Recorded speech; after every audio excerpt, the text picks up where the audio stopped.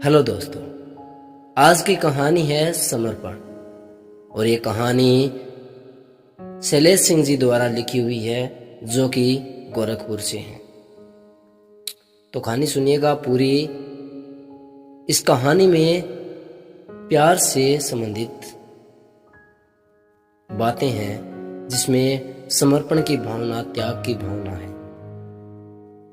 तो कहानी को पूरी सुनिएगा।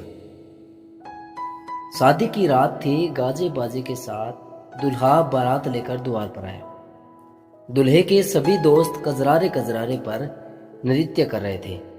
बैंड वाला अपने जोरों शोरों पर था, क्योंकि यही वक्त होता है जब भरपूर बैंड बाजे का प्रदर्शन किया जाता है।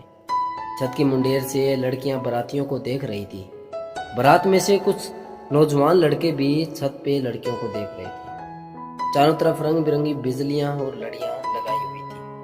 चारों तरफ खुशी का माहौल था। एक तरफ लोग खाना खा रहे थे, दूसरी तरफ फल फ्रूट का स्टॉल लगा था। कहीं आइसक्रीम तो कहीं पानीपुरी वाला। उधर जयराज जी ने अपनी बड़ी बेटी की शादी के लिए सभी वस्तुओं का इंतजाम कर लिया था। अब वक्त था जयमाला का। दूल्हा स्टेज पर आ चुका था और दुल्हन को लेकर उसकी सहेलियां आ रही थी। बहुत ही मनोरम दृश्य था। फिर जयमाला का कार्यक्रम होने लगा। ममता, मुझे तुमसे कुछ बात करनी है, अचानक एक नौजवान लड़के ने एक लड़की को बोला। ममता, हाँ ठीक है, कर लेना, पर अभी नहीं, कल। फिर उस लड़के ने धीरे से कहा, कल नहीं, आज और अभी। ममता उसकी तरफ तिरछी नजरों से देखती है और आंखें दिखाकर बोलती है, बहन की शादी है अमन, थोड़ा सब्र रखो, मैं मौका देखकर बात करती हूँ ना। और फिर ममता व्यस्त हो गई अपनी बड़ी बहन की शादी के कार्यक्रम में। इधर अमन परेशान, क्योंकि अमन और ममता एक दूसरे से प्यार करते थे। ये बात ममता की बड़ी बहन को पता थी, पर दोनों अलग अलग जाति के थे। अब प्यार जाति धर्म देखकर तो होता नहीं, आगे चलकर समस्या होती है। ये बात प्यार करने वाले उस समय भूल जाते हैं। शादी में आ गए अमन बाबू। ममता ने ही बुलाया था कि उसको भी कुछ बात करनी है अपने बारे में। अमन पहले तो बहुत खुश था, लेकिन ममता को समय नहीं मिल पा रहा था, तो वो थोड़ा परेशान था। रात के 3 बज चुके थे। शादी का कार्यक्रम चल ही रहा था। अचानक में ममता आई, अमन का हाथ पकड़ा और एक झटके से अमन को अपने कमरे में लेकर चली गई। अमन बहुत खुश हुआ और उसे गले लगाते हुए बोला, ममता क्या हुआ, क्या बोलना था, बताओ ना। तुम देख रही हो ना मेरी धड़कनें कितनी तेज है, सांसें कितनी तेजी से दौड़ रही है। ममता बोली, अमन पहले आराम से बैठ जाओ, कुछ खाया पिया कि नहीं। फिर अमन मुस्कुराते हुए कहता है, नहीं खाया, तुम ही खिला दो, और हंसने लगा। फिर उसने ममता को मायूसी भरे लहजे में देखा। ममता शांत हो गई थी।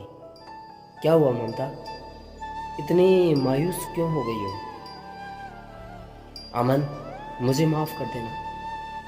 पर हुआ क्या। अमन, मैं तुमसे बहुत प्यार करती हूँ। हाँ पगली, मैं भी तुमसे बहुत प्यार करता हूँ। अमन, पापा हमारे रिश्ते के लिए नहीं मान रहे।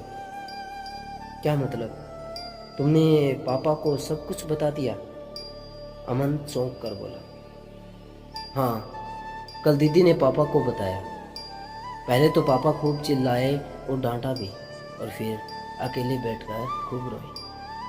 अमन, कल मुझे पहली बार ऐसा लगा कि हमने प्यार करके कोई गलती तो नहीं की, लेकिन हम उनके लिए गलत कर रहे हैं।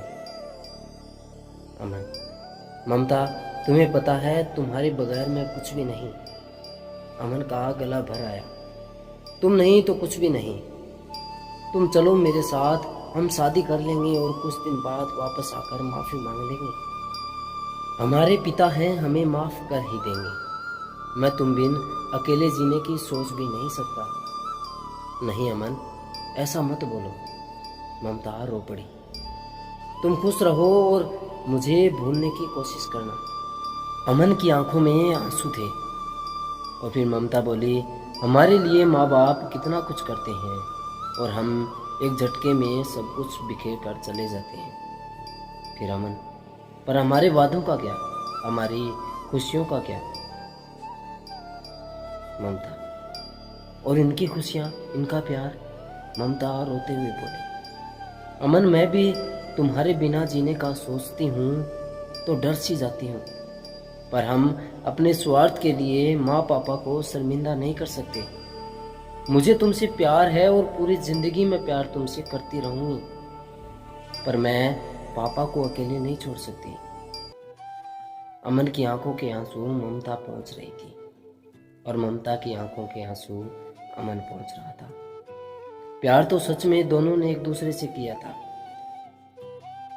अपने प्यार को पिता के लिए त्याग देने की भावना, वाह क्या प्यार था। दोनों सुबक सुबक कर रो रही थी। नहीं नहीं ममता नहीं, ऐसा मत करो। अमन उसको अपनी बाहों से छोड़ ही नहीं रहा था। ममता देरी से बोली, अमन, अमन सुनो ना, आई लव यू अमन। क्या हम बिना एक हुए प्यार नहीं कर सकते? क्या ये जरूरी है कि प्यार में हम साथ रहें? दोनों एक दूसरे को यूं ही समझाते रहे, मनाते रहे, और सुबह के 6 कब बज गए पता ही नहीं चला। अमन ममता के घर से जा चुका था। विदाई का माहौल था और अब ममता की बहन भी अपने ससुराल जा चुकी थी। ज्यादातर रिश्तेदार भी जा चुके थे। ममता शाम की चाय लेकर अपने पापा के पास आई और चाय देकर पापा के पास बैठ जाती है।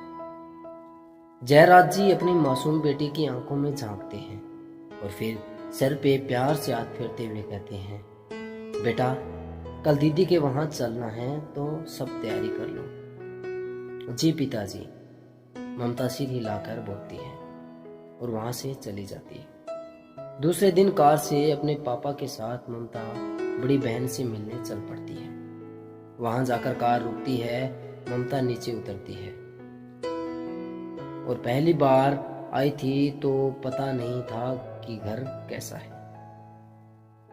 अरे जयराज जी, आप? एक सज्जन हाथ जोड़ते हुए स्वागत करते हैं। आइए अंदर आइए, बैठिए, आओ बिटिया। जयराज जी ममता के साथ ड्राइंग रूम में बैठ जाते हैं और तब तक ममता को ये एहसास नहीं था कि वो कहाँ है, पर इतना जान गई थी कि वो दीदी का घर नहीं है। सीताराम जी, आपके पुत्र को बुलवाइए। जी जयराज जी, बड़े आदर से बोले सीताराम जी। अमन, सीताराम जी ने आवाज दी और अमन कमरे में आया। ममता पूरी तरह चौंक गई थी कि ये क्या, अचानक मैं अमन के घर में थी। बैठो बेटा, जयराज जी अमन से बोले। अमन कुछ डरा हुआ था। बेटा मुझे आपसे कुछ बात करनी है। जी अंकल जी, अमन नीचे सिर करके बोला। उसे ऐसा लगा जैसे उसने कोई गलती कर दी हो। क्या तुम मेरी बेटी से शादी करोगे? बहुत ही भावुक होकर जयराज जी बोले। अमन के पास कोई शब्द नहीं था, वो कुछ ना बोल सका। जयराज जी बोले, बेटा मैंने उस रात सारी बातें सुनी थी और फिर आपके पापा से ही मिलने का सोचा। हम लोगों ने मिलकर ये निर्णय लिया कि बच्चों की खुशी में ही हमारी खुशी होगी। अब अमन और ममता की खुशी का कोई ठिकाना नहीं था और अंत में उन्हें उनका प्यार मिल ही गया, और वो भी सभी की रजामंदी से। दोनों एक दूसरे को प्यार से देख रहे थे। ममता की आंखों में आंसू थे, वो भी प्यार के। एक तरफ पिता का प्यार और दूसरी तरफ जीवन साथी का प्यार। खूब बरसा ममता पर। दोस्तों, क्या आपको ये कहानी अच्छी लगी? अगर ये कहानी आपको अच्छी लगी है तो हमें कमेंट करके ज़रूर बताइए और हमारा हौसला बढ़ाइए, ताकि शैलेश सिंह जी भी और ऐसी ही मोटिवेशनल कहानियाँ लिखें जो आपको आपके जीवन में आगे बढ़ने का साहस दें। Thank you so much Shailesh Singh ji.